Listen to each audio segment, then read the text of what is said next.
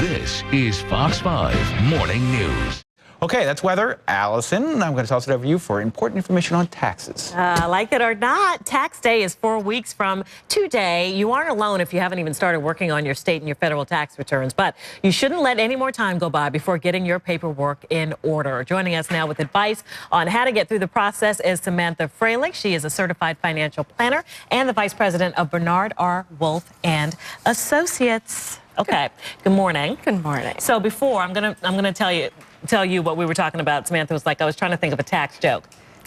Did you think There's of not one? many. No, because they all end in like death and taxes. Yeah, I thought the funny. North Korean bit was sobering. Taxes aren't much more fun, I guess. But there's a way to navigate, right? So we can come out on top and get that check or what have you that we want at the end of all of this. So I guess the big headline here is it is 4 weeks away, and that will go by like that, right? It really will. And I think a lot of people forget that, you know, sometimes our lack of planning is not your CPA's emergency or other people's emergency. Exactly. And it's been really tough this year because a lot of custodians actually extended the deadlines. The IRS allowed them to not send out 1099s this year until February 28th. Right. Which is a lot later than past years, and that makes it really difficult for CPAs because they're getting all of this information at once. Right. So what we advise our clients to do is, you know, January 1st, get a manila envelope out, write taxes on the front. As soon as you start getting documents, you know, we're all crazy when we're going through the mail at night. Right. You don't want to lose certain things. Put them in the envelope, keep yourself organized. That's a really good tip. We have some more to pass along.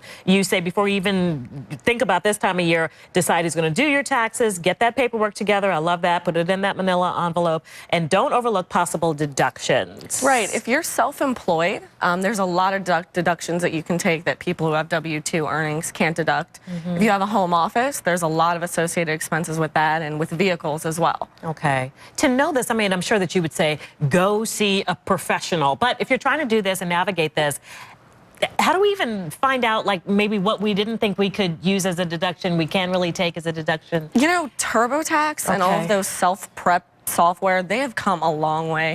They literally, I use TurboTax myself this year to do my own taxes. This will be the last year I do. I'm getting married next year. It's going to be much more complicated. And congratulations. Right, thank you very much. But, you know, if you have something changing in your tax situation, especially, then it may make sense to talk to a professional. Okay. In 2013, you're going to have all of the Medicare surtax kick in and a lot of other things that you may want to talk to a professional about. Have somebody else do it. All right. You say when you're going to the tax preparer, here are your points.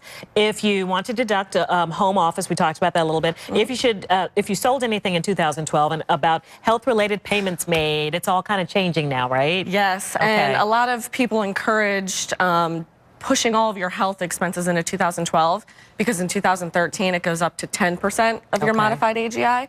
But let's touch on if you sold something. A lot of my clients that get their 1099s don't realize that it lists all of your proceeds on the document for you. But at the very back of the 1099, it usually gives you a schedule of realized gains, losses. And if you're doing your taxes yourself, if you don't put numbers in there for your cost basis, what you paid for anything that you sold, the IRS automatically assumes zero cost basis, which means you may have to pay tax on the entire amount of the proceeds. So be sure to put a cost basis in there. That's a very common mistake a lot of people make. That sounds very costly. Yes, if you make that mistake. Very much so. Also, you say after all this is done and we just want to like relax. Oh no, start planning for next year. Absolutely. What's the thinking behind this? You know, a lot of the stuff that you can do to avoid a high tax bill, you need to do before December 31st. So it's really helpful. Make an appointment now because your CPAs aren't going to be as crazy after the deadline. Make an appointment with them this summer when it's slow and start planning for next year. There's a lot of changes coming and that can be very helpful.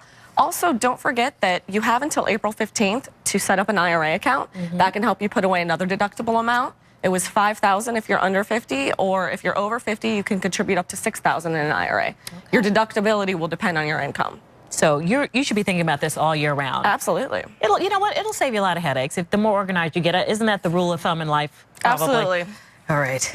Good advice. I'm going to try to stick with it this time around. Samantha Fraelich is certified financial planner, also the vice president of Bernard R. Wolfe Associates. Thanks for spending time with us. Thank you for having me. Tony, over to you.